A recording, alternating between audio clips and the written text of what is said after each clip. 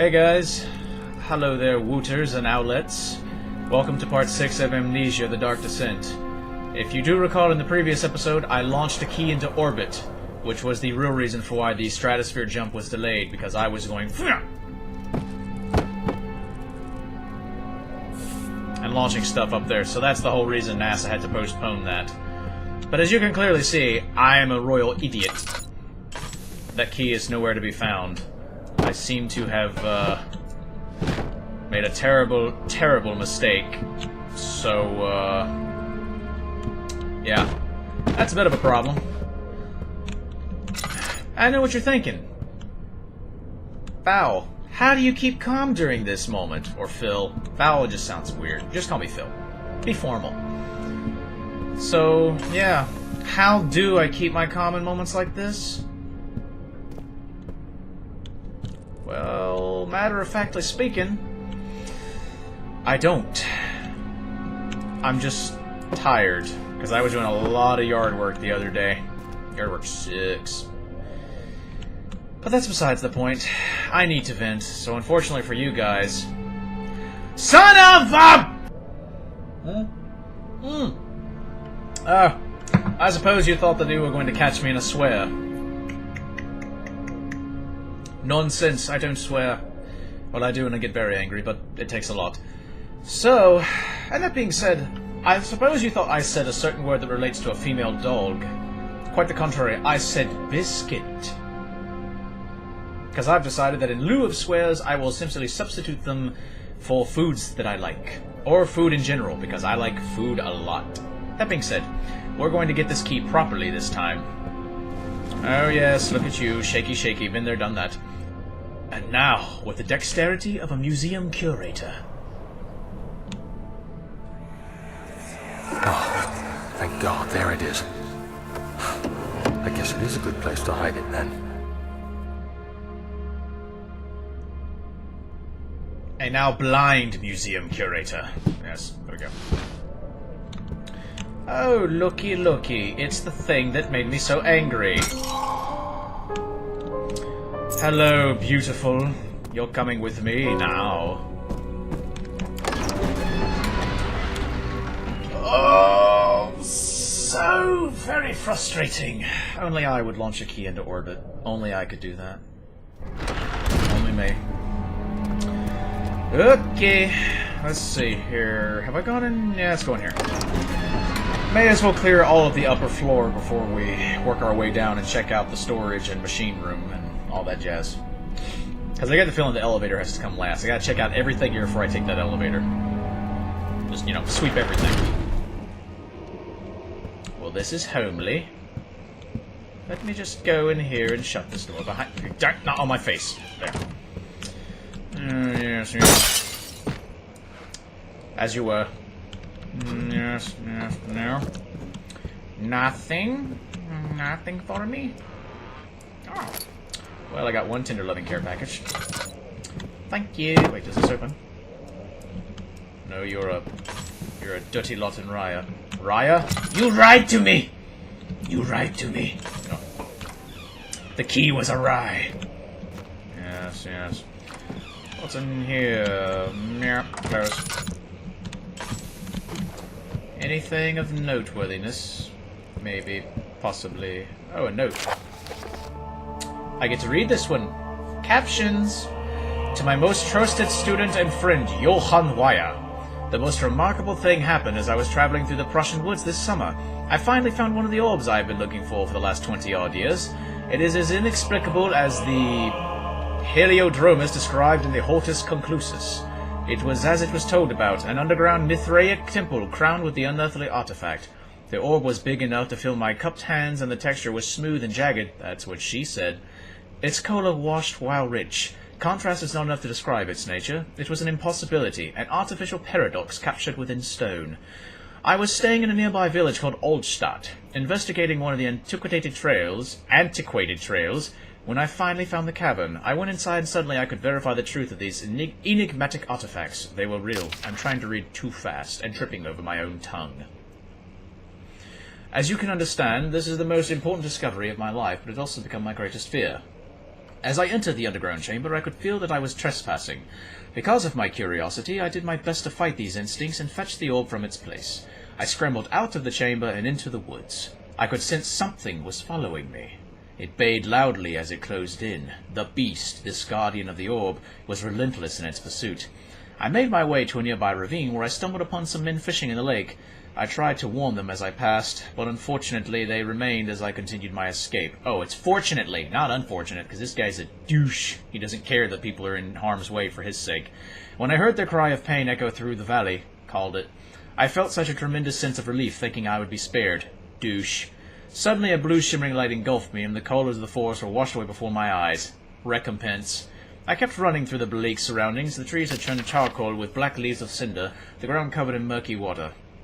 I pressed on through the drenched land as the glowing ember gave way to the rising wind and rained on me. I could hear pleading screams in the distance, and I joined in as pain and fear overtook me. I fell to the ground, gasping for air. Payback. This certainly must sound strange, but I had been carried miles away across the outstill grassy field outside Genoa. The Guardian had taken the orb from me, but still until this day I fear its return. Sometimes I lay awake at night listening for the howling cry I heard in the forest. It has been nearly a decade since that day, and I still haven't been able to write about the incident. The last time we spoke, you told me about your interest in ongoing research into the mythic orbs, and I realized I owed you the truth about my visit to Oldstadt. Your friend and mentor, Heinrich Cornelius Agrippa. Sounds to me like Agrippa needs to get Agrippa on himself and his wild antics. Yes, quite, yes. You don't find that funny? You don't find that funny? Okay, it was a pretty bad pun. Can you come off then? Nope. Somebody broke wind. Ooh, hello.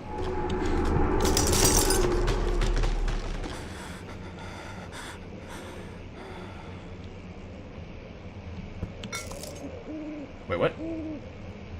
Oh, suggesting it's breakable, are we? Well then, let me just find something useful. Excuse me. Ah! Let's see what you have to offer.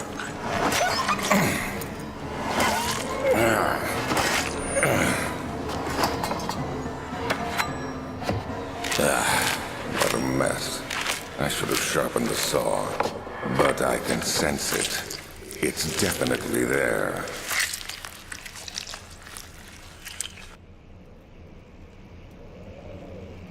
You sensed he sensed a kidney was there? Because I'm sure you found more than just a kidney. Ready time.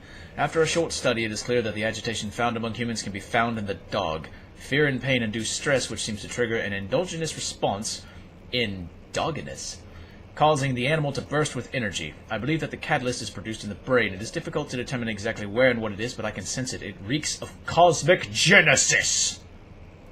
That sounds like a really funky band name, Cosmic Genesis. There is an inherent problem in the harvesting this energy, since the creature is bound to die from the exercise. I must refine this process of torture to enable any real work to be done. More experiments must be performed, but it seems that only human beings are able to produce the amount necessary. It might be that their ability to appreciate the severity of the process ultimately augments their experience of terror. So your Cosmic Genesis is in fact what we in the scientific community, even though I am not a scientist, would commonly refer to as endorphins. Yes. You're a silly man. You're a silly, silly man. Is there anything I can use in here? No. Free bird! Can I pick up the bird? No, I can't pick up the bird. Oh, hello, Peter. How are you doing? It's lovely to see you again. Yes. Why do we warm you by the fire? No, I'm just kidding. I won't do that to you. You've already died one terrible death. What? Oh. Whee! Okay. Burn the important documents. No one must know of my work here. Yes, that's it. Just like that. What the? I know I opened you. Come on. Oh, tenderlovingcare package. Thank you. Can I toss the plume? No. Let's see. Hey! Booyah! Can I do it again? Once more. Booyah! Oh. Aren't you lovely? Oh, hello, note. I love doing that. Further disappointment. I don't know, I'm actually enjoying myself right now.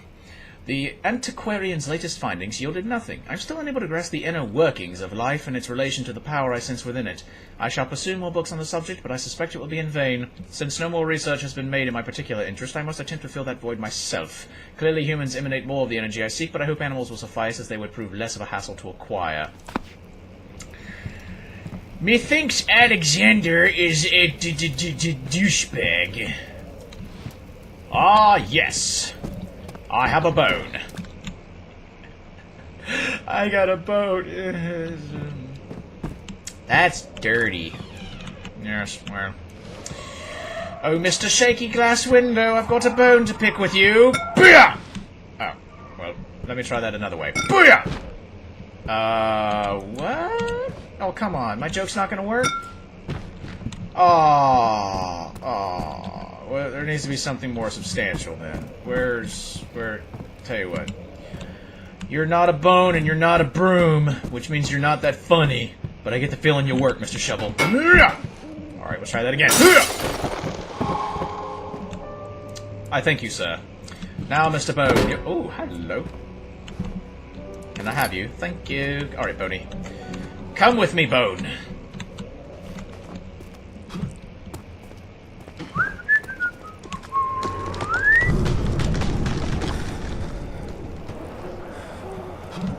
Don't screw with me. I got a bone. Alright, trusted friend, let's just lay you right there, Mr. FEMA. Pushy thingy. Should I? I'm gonna push it anyway.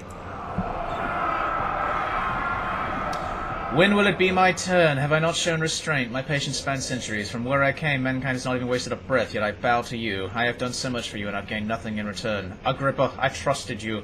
It was I who, in all fairness, should have entered that gate. Okay, so I'm not sure who's talking to Agrippa or about him, but I'm going to assume it's Alexander. That might explain his butthurt attitude. Oh, hello. Yay, I've got lots of oil. What's this? If the elevator breaks down, make sure to use the steam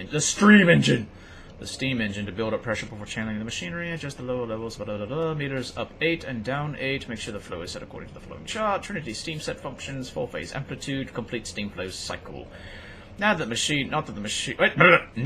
machine will not check proper configuration until all rods are inserted. You said insert rods. Yes, quite. Jolly good. So this is... Oh, recovering my sanity. Oh, does this open? Ooh. Why, thank you. Doop-doo. Well, let's just go back. My work here is clearly done. Come with me, Bone. Or Femur. Come, Femur. We have work to...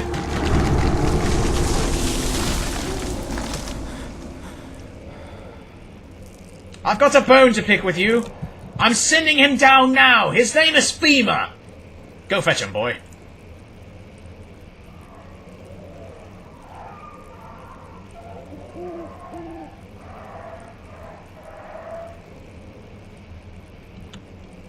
I think Femur must have hit a dog, because I heard it whining. I never really was very good at throwing things. Obviously, as evident by the key that's currently somewhere in the stratosphere of this planet. Yes. What? No, I don't want that pointed toward me. Get that way. Yes, there we go. Good enough! Alright, I went in those rooms, so we get to go back this way now. Stop that! He panted heavily, trying his best to keep himself from screaming. The medicine cabinet had been overturned and lay collapsed on the floor. He reached through the broken glass door and grabbed all the sedatives he could find. What was he doing? Okie dokie. So, let's see, what have I got? Machine room key. Wasn't that over here?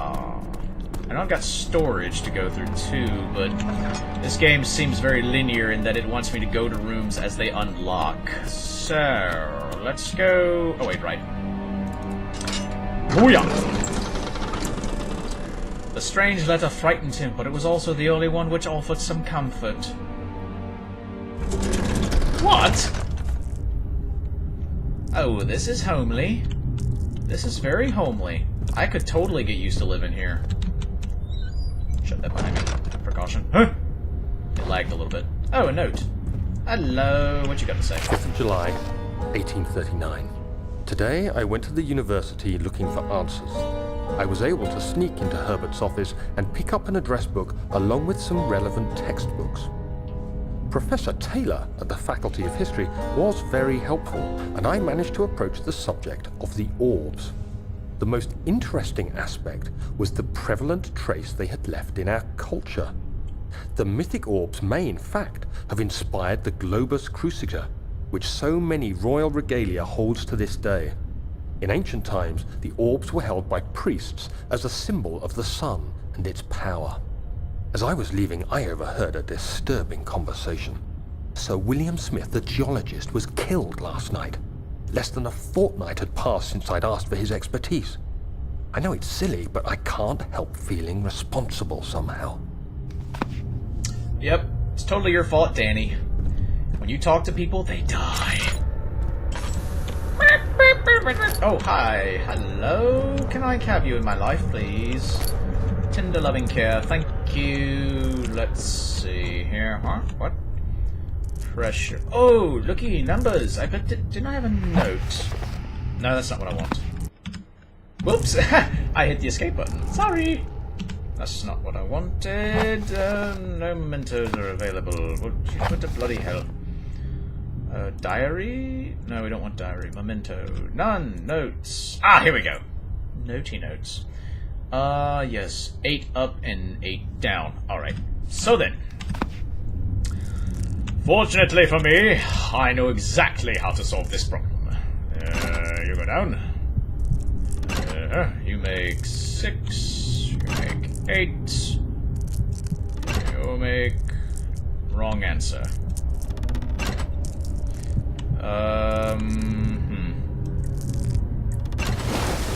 Oh!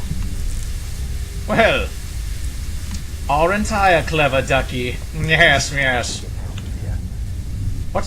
What? Why? Okay, I'm listening. I'm listening to my crazy voice in my head, me.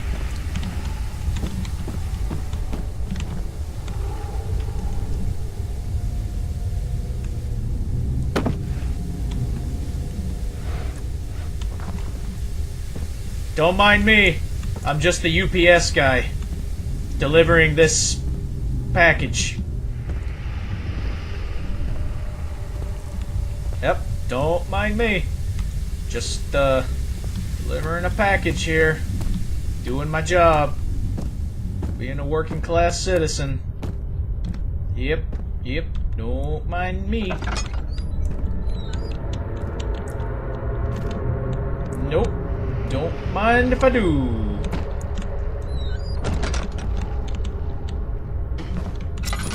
Is there anything over here? Nope.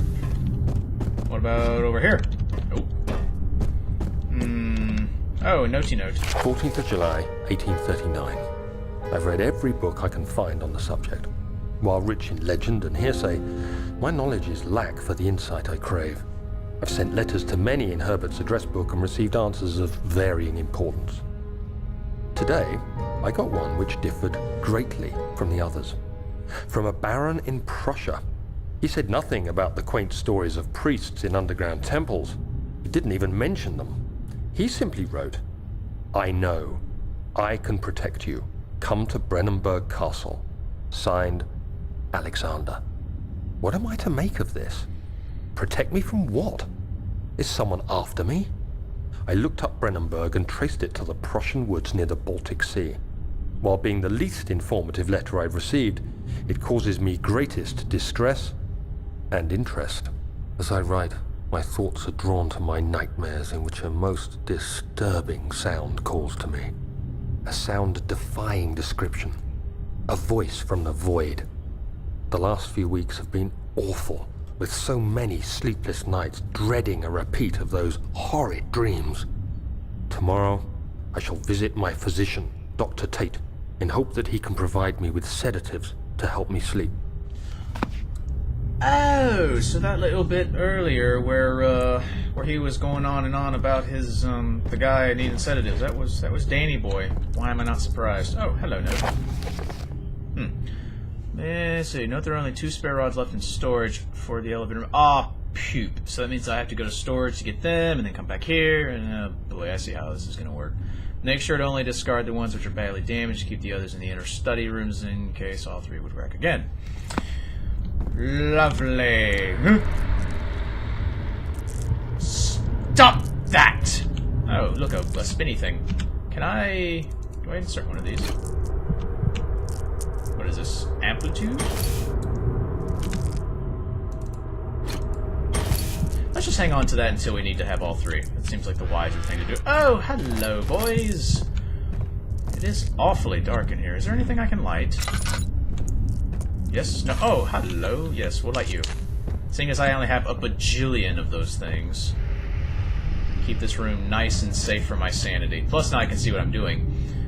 Ooh. It looks like I'm running up on my time limit for this episode, so, as usual, if you had a part in this particular installment that you thought was funny, feel free to leave a comment, let me know. Maybe I'll turn it into a highlight. And, with that being said, I guess I will see you guys in part 7. So, with that being said, TiVo, which is the vowel owl as an abbreviation, and I think it sounds kind of cute. I thought of it before recording this, so, you know. Anyway, TiVo, signing off. See you guys in the next episode. Be cool, Wooters. Be cool. That's also supposed to look like a really bad W. I have no idea how this looks. I'll work on that later. Later, guys.